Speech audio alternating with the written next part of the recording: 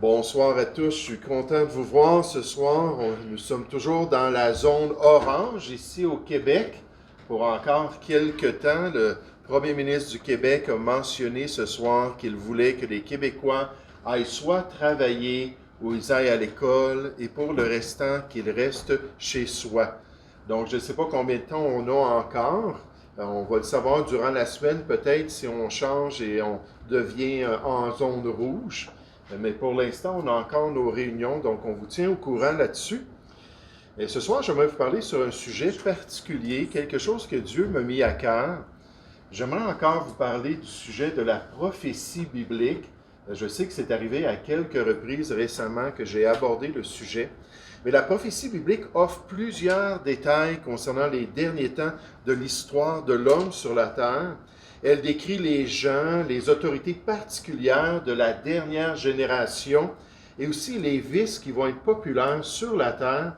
Puis une des vérités les plus importantes qu'on retrouve à travers la prophétie biblique, c'est la question de la réaction du Dieu créateur envers sa créature rebelle. La réaction du Dieu créateur envers sa créature rebelle. Et en particulier son refus ultime de lui permettre de jouir de la planète Terre et de ses fruits comme il l'a fait pendant l'histoire humaine. Donc, dans la prophétie, on voit que Dieu va commencer à agir sur la planète Terre, va commencer à agir dans tous les systèmes de la planète pour rendre ça de plus en plus difficile.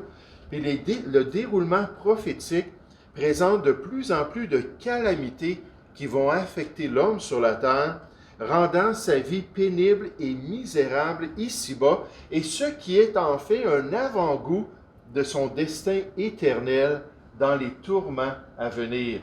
Donc Dieu va faire ça pour la rébellion de l'homme, et il va se manifester. Ce soir, j'aimerais que vous puissiez tourner avec moi dans un passage prophétique dans le livre de l'Apocalypse, pour voir juste un aperçu. Puis nécessairement, on ne considérera pas tout ce que l'Apocalypse dit concernant l'état de la terre dans les derniers temps. Isaïe 26 nous la présente comme un homme ivre, ayant perdu toutes ses facultés, ayant perdu toutes ses capacités. Mais j'aimerais qu'on puisse avoir un aperçu de fléau que Dieu décrit ici dans le livre de l'Apocalypse au chapitre 8.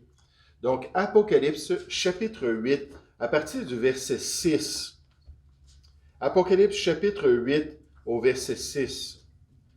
On nous dit, « Et les 7 anges qui avaient les 7 trompettes se préparèrent à en sonner. Le premier sonna de la trompette, et de la grêle et du feu mêlé de sang furent jetés sur la terre. Le tiers de la terre fut brûlé. Le tiers des arbres fut brûlé, et toute herbe verte fut brûlée. Le second ange sonna de la trompette, et quelque chose comme une grande montagne embrasée par le feu fut jetée dans la mer. Puis là, Jean ne savait pas exactement qu'est-ce que c'était. Le tiers de la mer devint du sang. Le tiers des créatures qui étaient dans la mer et qui avaient souffle de vie périt, et le tiers des navires fut détruit. Le troisième ange sonna de la trompette, et il tomba du ciel une grande étoile ardente comme un flambeau. Elle tomba sur le tiers des fleuves et sur les sources des eaux. Le nom de cette étoile est absinthe. Le tiers des eaux fut changé en absinthe, et beaucoup d'hommes moururent par les eaux, parce qu'elles étaient devenues amères. Le quatrième ange sonna de la trompette, et le tiers du soleil fut frappé, afin que le tiers de la lune et le tiers des étoiles, ainsi que le tiers de la lune et le tiers des étoiles, afin que le tiers en soit obscurci. Le jour perdit un tiers de sa clarté, et la nuit de même.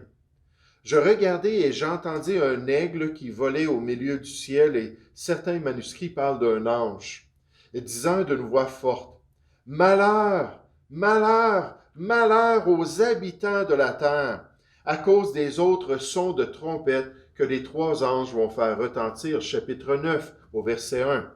Le cinquième ange sonna de la trompette, et je vis une étoile qui était tombée du ciel sur la terre. La clé du puits de l'abîme lui fut donnée, et elle ouvrit le puits de l'abîme. Et il monta du puits une fumée, comme la fumée d'une grande fournaise, et le soleil et l'air furent obscurcis par la fumée du puits. Des sauterelles sortirent de la fumée et se répandirent sur la terre, et il leur fut donné un pouvoir comme le pouvoir qu'ont les scorpions de la terre. Il leur fut dit de ne point faire de mal à l'herbe de la terre, comme des sauterelles normales, ni à aucune verdure, ni à aucun arbre, mais seulement de faire du mal aux hommes qui n'avaient pas le sceau de Dieu sur leur front. Il leur fut donné non de les tuer, mais de les tourmenter pendant 5 mois. Et le tourment qu'elle causait était comme le tourment que cause le scorpion quand il pique un homme. En ces jours-là, les hommes chercheront la mort, ils ne la trouveront pas, ils ne pourront même pas se suicider. Ils désireront mourir et la mort fuira loin d'eux. Ces sauterelles ressemblaient à des chevaux préparés pour le combat. Il y avait sur leur tête comme une couronne semblable à de l'or, et leur visage était comme un visage d'homme. Elles avaient des cheveux comme des cheveux de femmes, et leurs dents étaient comme des dents de lion. Elles avaient des cuirasses comme des cuirasses de fer, et le bruit de leurs ailes était comme un bruit de char à plusieurs chevaux qui courent au combat, donc des créatures angéliques, des créatures démoniaques. Elles avaient des queues armées de dards, comme les scorpions, et c'est dans leur queue qu'était le pouvoir de faire du mal aux hommes pendant 5 mois. Elles avaient sur elles comme roi l'ange de l'abîme, nommé en hébreu Abaddon et en grec Apollyon, et les deux veulent dire destruction. Donc l'ange de la destruction était leur chef. Le premier malheur est passé. Voici, il vient encore 2 malheurs après cela.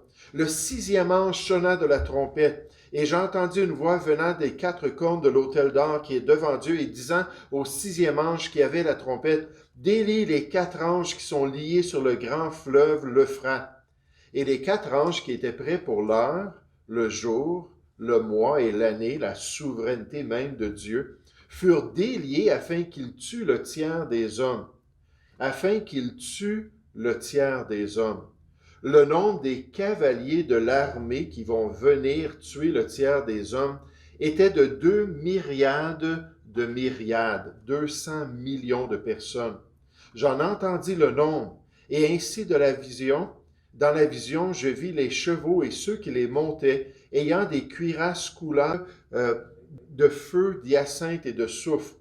Les têtes des chevaux étaient comme les têtes de lions, et de leur bouche sortait du feu, de la fumée et du soufre. Le tiers des hommes fut tué par ces 3 fléaux, par le feu, par la fumée et par le soufre qui sortait de leur bouche. Car le pouvoir des chevaux était dans leur bouche et dans leur queue. Leur queue était semblable à des serpents ayant des têtes, et c'est avec elles qu'ils faisaient du mal. Les autres hommes ne furent pas tués par ces fléaux, qui ne furent pas tués, ne se repentirent pas des œuvres de leurs mains. Ils ne cessèrent pas d'adorer les démons et les idoles d'or, d'argent, d'airain, de pierre et de bois, qui ne peuvent ni voir, ni entendre, ni marcher, et ils ne se repentirent pas de leurs meurtres, ni de leurs enchantements, leur utilisation de drogue, pharmakéo, ni de leur débauche, ni de leur vol. Et quelle description, n'est-ce pas, de fléau qui va s'abattre sur la terre. Le Seigneur Jésus, en décrivant cette période de grande rébellion sur la terre, a proclamé dans Luc chapitre 21 au verset 11, « Il y aura de grands tremblements de terre, et en divers lieux, des pestes et des famines. Il y aura des phénomènes terribles. » Imaginez, c'est le Seigneur Jésus, le Créateur de toutes choses, qui dit ça. Il y aura des phénomènes terribles et de grands signes dans le ciel. Dans un passage parallèle, dans Matthieu 24, il affirme que le soleil s'obscurcira, la lune ne donnera plus sa lumière, les étoiles tomberont du ciel et les puissances des cieux même seront ébranlées, d'après Matthieu chapitre 24 au verset 29. Pendant cette période de temps-là, la terre ne sera plus la même durant cette grande tribulation à venir. La beauté de la création va disparaître aux yeux des hommes rebelles. La beauté même du Créateur, celui qui donne avec abondance toutes choses à l'homme pour qu'il en jouisse, sera éclipsé par son jugement et sa colère contre la méchanceté de l'homme. Et la question ce soir pour nous, c'est pourquoi? Pourquoi est-ce que Dieu ferait vivre une telle souffrance aux habitants de la terre? On n'a pas tout vu, là. On a vu juste un segment de 7 fléaux, et en tout, il y en a 21. Il y a 7 sceaux, les 7 trompettes qu'on vient de voir que les anges ont dans lesquelles ils ont soufflé, les 7 coupes ensuite qui révèlent toute la dévastation qu'il va y avoir sur cette terre. Jésus a prédit que ce serait la pire époque de l'histoire humaine, entre autres, à cause des douleurs expérimentées par les hommes pécheurs sur la terre. Et encore une fois, pourquoi? Pourquoi est-ce que Dieu ferait ça? J'aimerais vous présenter 3 raisons. 3 raisons pour lesquelles Dieu va affliger les habitants de la terre et va frapper la planète Terre, sa propre création, pendant cette période de temps-là. La première raison à comprendre ce soir est que la terre appartient à Dieu. La terre appartient à Dieu. Elle n'appartient pas à l'être humain. C'est son œuvre, c'est sa création, c'est sa propriété et il a le droit de faire avec la terre ce qu'il veut bien.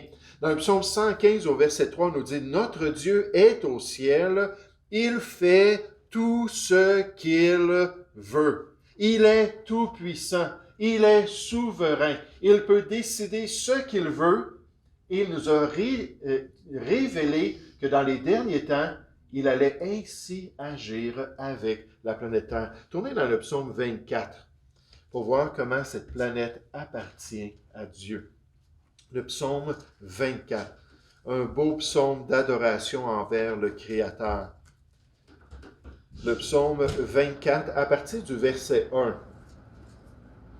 On a dit « À l'Éternel, la terre et ce qu'elle renferme. À qui? À l'Éternel, le monde et ceux qui l'habitent. Car, voici la raison, il l'a fondé sur les mers, c'est lui le Créateur, et affermi sur les fleuves. » Là, remarquez, après avoir fait cette déclaration-là, la logique qui est présentée concernant une relation avec Dieu. On nous dit, qui pourra monter à la montagne de l'Éternel, le Créateur et le propriétaire de toutes choses? Qui s'élèvera jusqu'à son saint lieu? Celui qui a les mains innocentes et le cœur pur. Celui qui ne livre pas son âme au mensonge et qui ne jure pas pour tromper. Il obtiendra la bénédiction de l'Éternel, la miséricorde du Dieu de son salut. Voilà le partage de la génération qu'il invoque, de ceux qui cherchent ta face, de Jacob pose. Là, ça nous amène à notre seconde raison. Premièrement, la terre appartient à Dieu. Et il peut en faire ce qu'il désire. Et il nous a dit qu'il allait frapper la planète Terre. En fait, ça a débuté, cette malédiction-là, tout de suite après la chute de l'être humain. Tout de suite après que le péché soit rentré dans la race humaine, Dieu a maudit la planète Terre. Romains chapitre 8 nous dit que depuis lors, elle souffre des douleurs d'enfantement, elle souffre des douleurs intenses à cause du péché de l'être humain. Puis là, on pourrait dire que ça va être l'apogée qui va se manifester lors de la grande rébellion des derniers temps. Et là, Dieu va faire monter la chaleur, va faire monter la pression, va faire monter les calamités sur la planète Terre. Et donc, notre deuxième raison ce soir, c'est que Dieu aime la justice parmi les hommes. Dieu aime la justice parmi les hommes. Dieu aime que l'homme vive selon sa volonté, qu'il accomplisse son plan sur cette planète Terre qu'il a créée, qu'il choisisse de se soumettre volontairement à sa parole et à sa révélation pour son existence. Et c'est ça qu'on nous dit dans le psaume 24. Dieu est le propriétaire, c'est lui qui a tout créé, c'est lui qui est en charge de la planète. Puis qu'est-ce qu'il aime? Il aime qu'on s'approche de lui, il aime qu'on ait une bonne disposition, il aime qu'on soit soumis à son plan, qu'on se confie en lui, qu'on invoque son nom, qu'on ait une relation avec le Créateur de toutes choses. Et c'est ça le grand problème, parce que l'apostasie va s'installer dans les derniers temps et ça va être une rébellion généralisée sur la planète Terre. Et c'est une des raisons pour laquelle Dieu va frapper la planète. Dans le livre des Actes, au chapitre 17, n'y allez pas, on peut y lire. Il a fait que tous les hommes sortis d'un seul sang habitent sur toute la surface de la terre, sa création, son monde qu'il a fait, ayant déterminé la durée des temps et les bornes de leur demeure, les frontières des pays. Il a voulu, le Seigneur, qu'ils, les êtres humains, ces habitants de la planète Terre, cherchent le Seigneur et qu'ils s'efforcent de le trouver en tâtonnant, bien qu'il ne soit pas loin de chacun de nous, car en lui, nous avons la vie, le mouvement et l'être. Donc, qu'est-ce que Dieu dit? Il a créé la planète Terre, il a créé ses habitants, et son désir, c'est que l'être humain le cherche et qu'il ait une relation avec lui.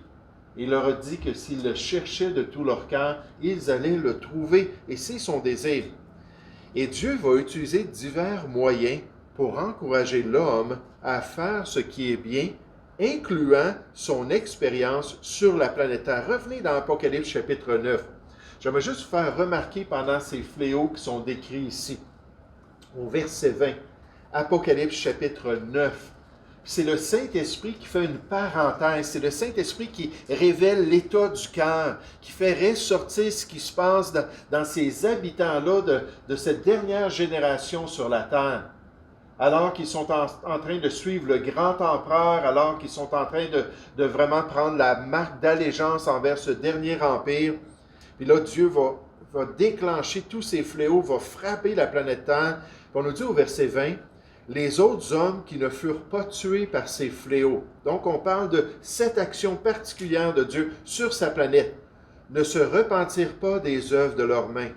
Ils ne cessèrent pas d'adorer les démons et les idoles d'or, d'argent, d'airain, de pierre et de bois, qui ne peuvent ni voir, ni entendre, ni marcher.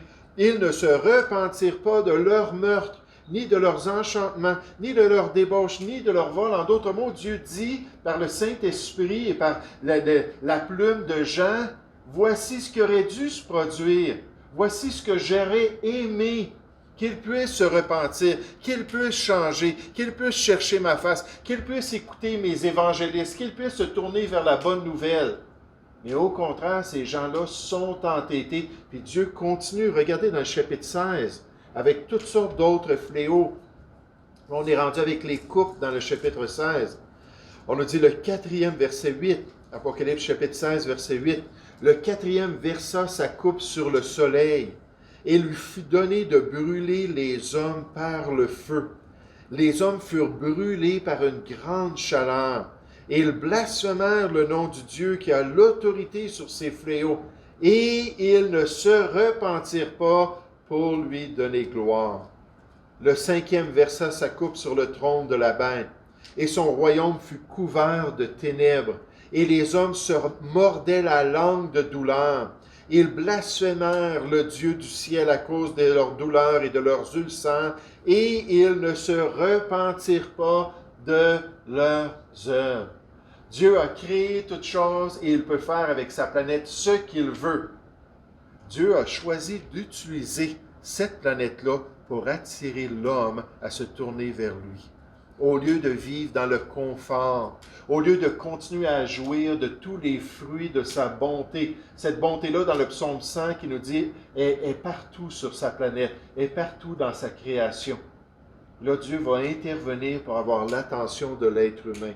Le pasteur Warren Wiersbe explique, on pourrait penser que la combinaison de 5 mois de tourment, puis de mort par le feu, la fumée et le soufre, amènerait les hommes et les femmes à genoux dans la repentance. Mais tel n'est pas le cas. Même une lecture désinfolle de ce texte révèle la terrible méchanceté de l'humanité, même au milieu des jugements de Dieu. La chose la plus effrayante à propos d'Apocalypse chapitre 9 ne sont pas les jugements que Dieu envoie, mais les péchés que les hommes persistent à commettre, même pendant que Dieu les juge. En tant que le propriétaire de la planète Terre, il va l'utiliser pour montrer aux hommes qui est le maître et comment ils devraient se repentir de leur méchanceté.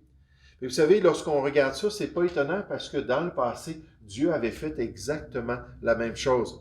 Par exemple, au milieu de son peuple d'Israël, combien de fois Dieu a envoyé des fléaux?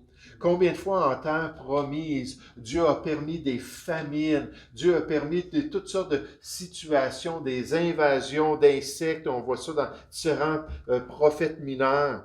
Puis dans l'expérience d'Israël, dans l'Ancien Testament, le Seigneur aussi a utilisé la planète Terre pour leur démontrer qu'il était maître de leur sort et pour les amener à se tourner vers lui et à se repentir. Dans Deutéronome chapitre 28, Dieu avait établi cette règle-là. Il leur avait dit, si vous êtes obéissants, si vous coopérez, si vous êtes sensibles à ma loi, si vous agissez convenablement, il va y avoir une grande bénédiction, incluant sur la terre. Vos récoltes, puis vos brebis, puis votre bétail, tout va être fécond, il n'y aura rien de stérile. Vous allez avoir tellement d'abondance, vous n'aurez pas de place pour tout serrer les fruits de cette terre promise-là. Mais tout dépend de votre obéissance. Puis là, dans le passage, il termine en disant, mais si vous êtes rebelles, et si vous êtes désobéissants, et si vous cessez d'accomplir ma volonté, alors la malédiction se manifestera en terre promise et même la planète va être affectée à cause de vous. Dans Deutéronome 28, 13, on nous dit, le ciel sur ta tête sera d'airain. Il n'y en aura plus les pluies de l'arrière et de la dernière saison. Ça sera d'airain et la terre sous toi sera de fer. Et Dieu leur a dit, et même si tu persistes dans ton péché, si tu continues à être rebelle, la terre va te vomir au loin. Ça, c'était une expression qui parlait de leur captivité et des malheurs qui allaient être liés au jugement de Dieu sur leur péché. Alors Dieu peut frapper la planète Terre comme il le désire. J'aimerais juste faire un petit commentaire en passant. Avez-vous remarqué dans les médias du monde qu'on parle de réchauffement planétaire, maintenant plus changement climatique, mais jamais est-ce qu'on va considérer que la cause de ces changements-là, ça pourrait être un jugement venant de Dieu. Puis en fait, lorsqu'on regarde dans les Écritures, c'est frappant de voir que dans 1 Thessaloniciens chapitre 5, on parle de cette période-là, on parle des jugements qui vont venir, puis on dit concernant les êtres humains, quand les hommes diront paix et sûreté, alors une ruine soudaine les surprendra, comme les douleurs de l'enfantement surprennent la femme enceinte, et ils n'échapperont point. Savez-vous, tous ces changements-là, c'est peut-être les premières contractions. C'est les premières manifestations du jugement de Dieu qui va exploser avant l'accouchement de toute sa colère, avant qu'il va faire descendre sur la planète Terre tout son courroux contre le péché de l'homme. Puis, alors, on voit dans les Écritures que c'est une réalité. Le Seigneur Jésus a parlé de cette image-là des douleurs de l'enfantement envers les jugements de Dieu. Mais une autre raison aussi que j'aimerais juste qu'on puisse considérer pour ces changements radicaux de l'expérience de l'homme sur la terre, c'est que Dieu prépare l'être humain pour des nouveaux cieux et une nouvelle terre. Dieu prépare l'être humain pour de nouveaux cieux et une nouvelle terre. Puis là, on parle des croyants nécessairement. Notre citoyenneté n'est pas dans ce monde. Quand on a les yeux ouverts et on voit tout ce qui se passe en ce moment sur la planète, on peut se consoler du fait qu'un jour, ça ne sera plus du tout comme ça. Ça va redevenir un état parfait dans le plan de Dieu. Notre demeure permanente est dans les cieux. Puis le Seigneur veut diriger nos regards vers un autre monde. Puis vous savez, en parlant avec des frères dans le ministère, je me suis aperçu qu'une des choses qu'ils ont réalisées, c'est que depuis longtemps, les chrétiens étaient trop confortables. Depuis longtemps, les chrétiens prenaient pour acquis leur marche avec Dieu, prenaient pour acquis leur vie d'Église, prenaient pour acquis leur possibilité d'aller évangéliser. Puis il y a des pasteurs comme ça qui me disent, là, les gens sont en train de se réveiller. Wow, il faut vraiment racheter le temps car les jours sont mauvais. Et est-ce qu'on va pouvoir continuer à faire ces choses-là? Puis il y a des chrétiens que ça les aide, ces situations-là, à se réveiller puis à revenir à la volonté de Dieu. Mais Dieu veut qu'on considère qu'il y a un autre monde et une expérience merveilleuse qu'il prépare pour ses enfants dans une nouvelle création. Tournez avec moi dans le dernier passage ce soir, dans 2 Pierre chapitre 3. 2 Pierre chapitre 3. Et l'apôtre Pierre, dans 2 Pierre chapitre 3, parle du fait que le déluge, c'était un jugement qui venait de Dieu. Le Dieu créateur qu'il mentionne, celui qui a créé toute la planète, qui peut faire ce qu'il veut et qui a jugé le monde d'alors, cette génération rebelle-là, dans Genèse chapitre 6, et qu'il a jugé par les eaux du déluge, et qu'il réserve la terre pour un autre jugement. Cette fois-là, c'est une destruction par le feu, pour détruire cette planète-là, puis irradier le péché de sa création. Et alors qu'il parle de cela, il nous dit au verset 11, 2 Pierre, chapitre 3, en tant que croyant, à la lumière des changements sur la planète Terre, il dit, puisque tout cela est en voie de dissolution, de destruction, Dieu va désintégrer les choses, combien votre conduite et votre piété doivent être saintes.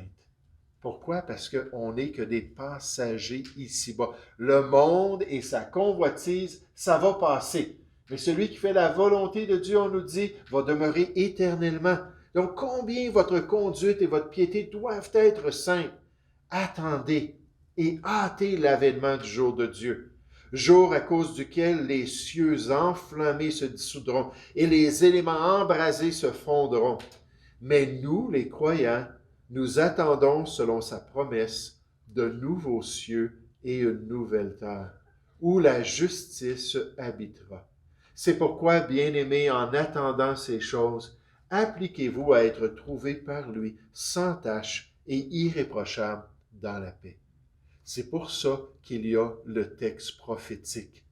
C'est pour ça que la doctrine des derniers temps existe dans la parole de Dieu. Parce que Dieu veut nous rappeler que les choses de la première création sont passagères et que Dieu va établir une nouvelle création qui va durer pour toujours. Puis entre-temps, nous, on doit vivre pour lui.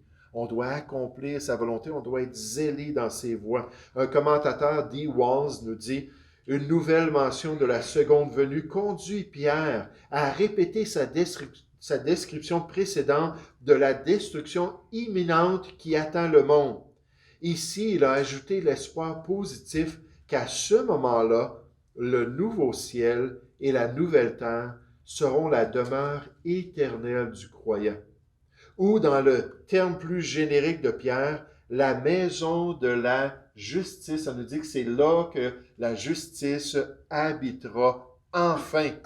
Ici-bas sur cette terre, une justice très imparfaite, avec les derniers temps, une justice qui va disparaître, mais avec ces nouveaux cieux et cette nouvelle terre-là, une justice qui va habiter sur la planète, qui va habiter dans la création de Dieu.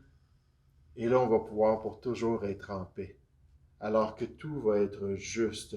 Il dit, les actions de justice du croyant trouvent leur expression dans la vie sainte et pieuse des disciples de Christ, les habitants du nouveau ciel et de la nouvelle terre. Vous savez ce qui est frappant dans les Écritures? On a une première création et une première créature. Et sur cette première création-là apparaît une nouvelle créature en Jésus-Christ. 2 Corinthiens 5, 17, quand on devient chrétien.